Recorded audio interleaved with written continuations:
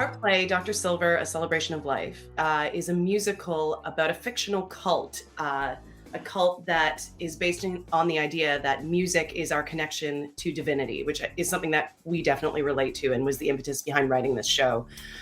It tracks the integration of one character, Vera, into this cult and guides us towards a moment of huge choice for her after her indoctrination, after the process of her indoctrination. So it's a show about belief. It's a show about absolute belief. It's a show about family and love and how belief can sometimes push us apart from the people that we love the most. The show is set at the funeral of the leader of this cult, and we, the congregation, have gathered to cross over to the other side to meet him. And we kind of use music to carry us there, music to transcend the earthly bonds, and music to create joyous community before that moment of choice.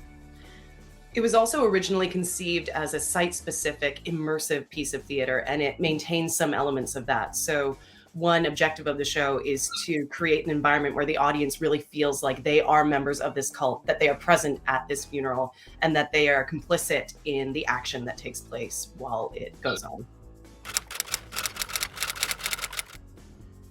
So the music in this show draws from a wide variety of references, some of which include the original composer who inspired our fictional organization. But when we were trying to figure out how to use music as a way to elevate our emotional experience and really like take us on a ride of indoctrination, we listened to a lot of wide berth of sources, and a lot of electronic music. I made a list of some of the things that were on our playlist when we started writing this stuff, Britta, and it had Annie Lennox, Daft Punk, Caribou, Minnie Riperton, Nick Cave, the Beach Boys, Massive Attack, Radiohead, Joni Mitchell, Robert Glasper, everything, kind of a huge range of things. But that's it's hard also, to.